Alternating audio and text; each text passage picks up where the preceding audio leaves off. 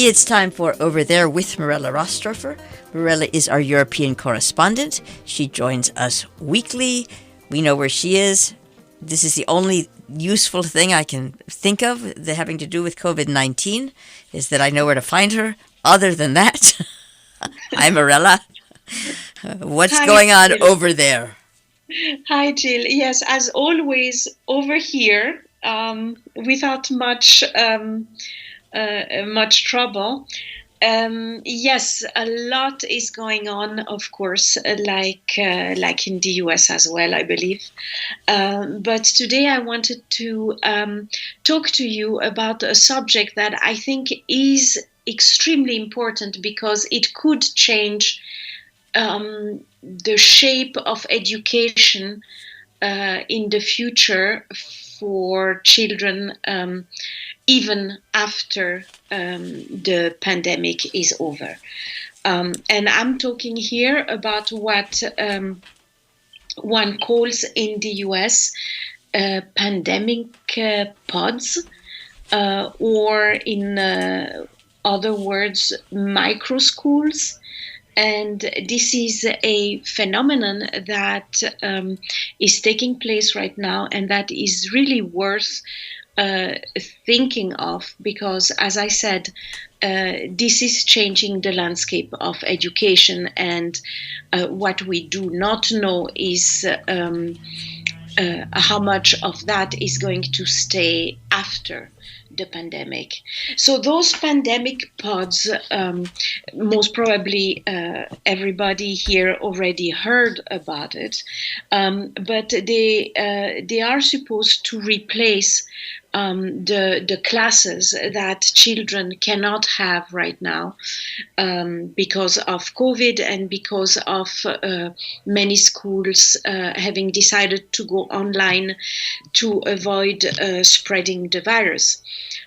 What a lot of parents have discovered through the past months, though, is that not going to school has many different consequences.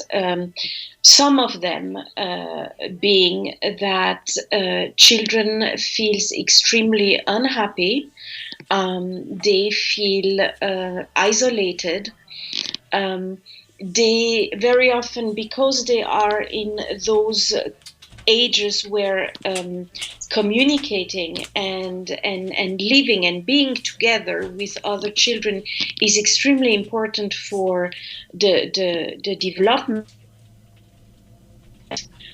of children, they find themselves in a situation that is actually also provoking some kind of form of depressions that we were probably not really used to see in younger children.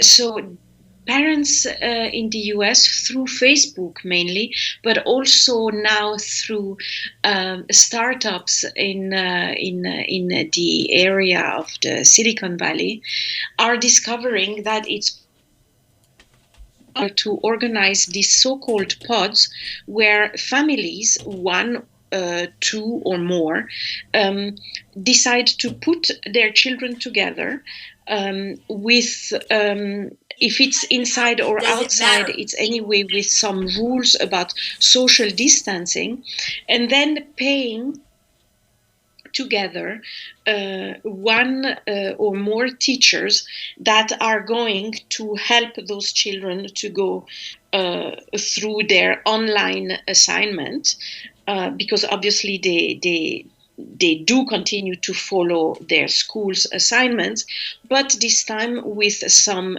teacher help, so that if they don't understand something, there is someone that can explain that properly.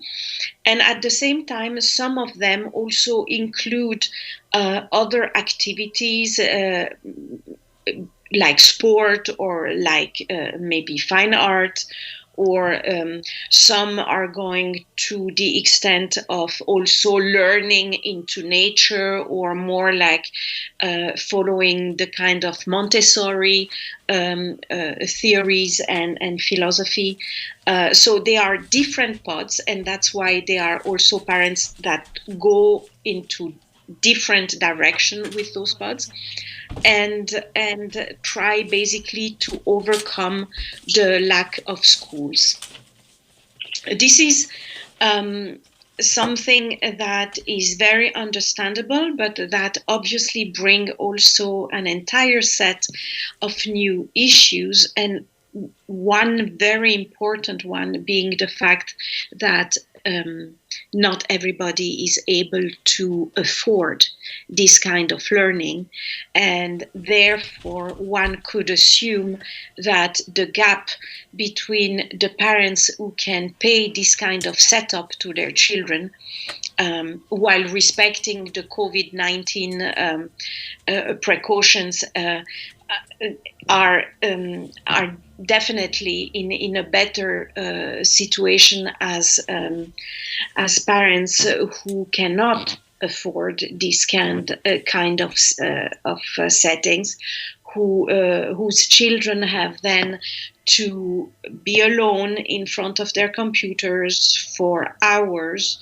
trying to understand assignments that eventually they do not always understand, and they don't have then someone at hand to give explanation.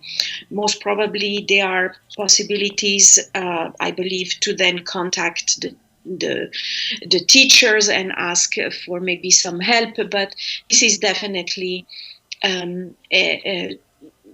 two different worlds that are developing.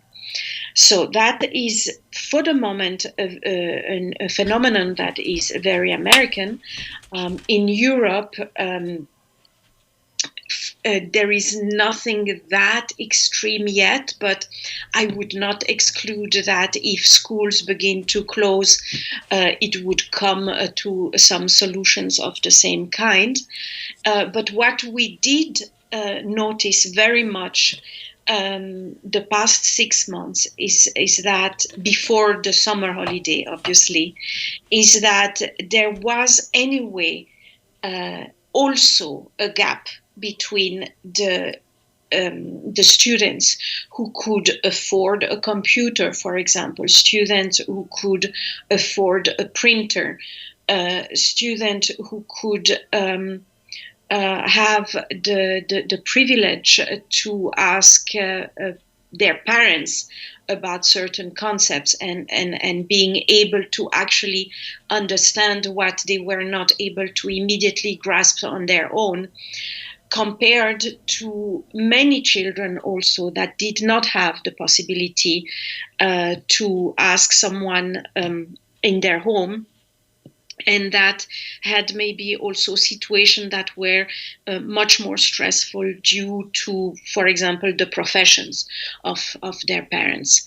There were different philosophies. For example, if one compares France to Switzerland, Switzerland decided that last spring no new concept would be brought up online to the students, and that the idea would be to strictly implement knowledge that has been already introduced in class previously.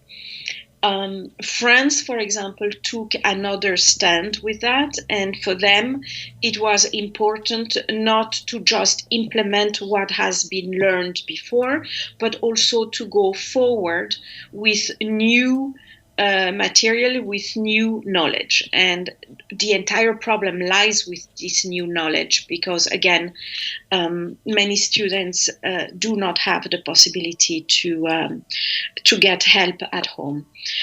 So while we did not have this pods system, one sees that at core there is already a huge difference between students when they sit in front of their laptop at home alone or not having a laptop, as I heard from certain very specific situations from teachers that I know, children that were actually trying to do their homework on their phone. So while we do know that phones are very advanced by now and that it might be possible to do assignments on them, it is difficult to imagine that staying for hours on the format of a phone to do assignments is in any way gratifying or even really fruitful in terms of learning. So I think that there are also teachers that are trying to be very much available to their students, and this is where some teachers also say sometimes their private life is also a little bit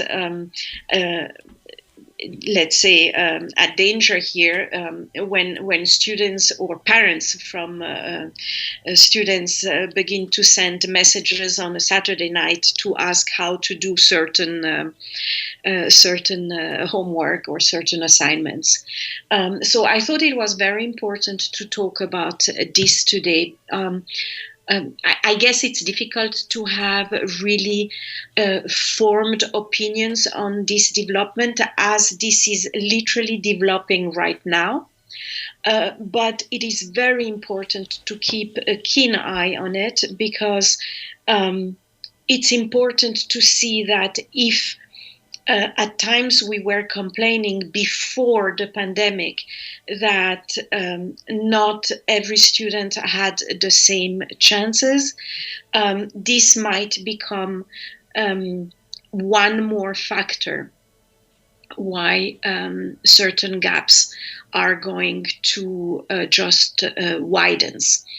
Some teachers are also trying to build some pods. For example, I heard that are also made for children from marginalized communities and low-income families.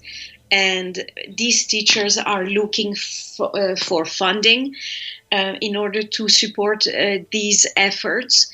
But you see, even if that comes to take place, and obviously it's better than not having those pods for all the students, one can also see how things are going to develop, and that is exactly like it is already right now with kindergartens or schools or later on colleges, where people are going to desperately try to be accepted in some of those pods in order to have a better chance for the future of their children. So this is definitely an extremely interesting and challenging issue that is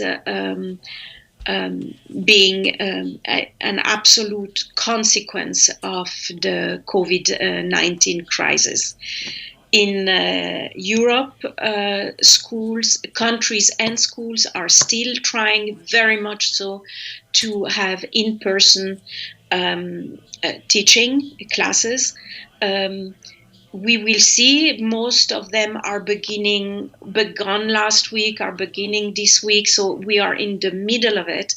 We have to see now and follow that very carefully to see if it's going to be a way to spread the virus, if those schools are going to be able to do that stop and go system in order to control the clusters.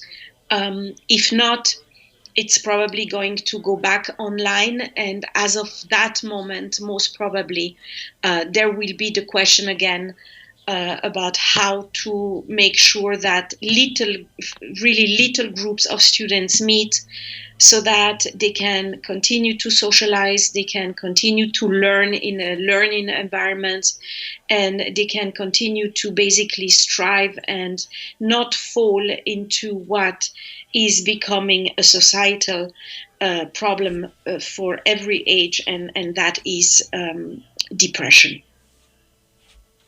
Thank you very much, Mirella Rastorfer. Over there. My pleasure.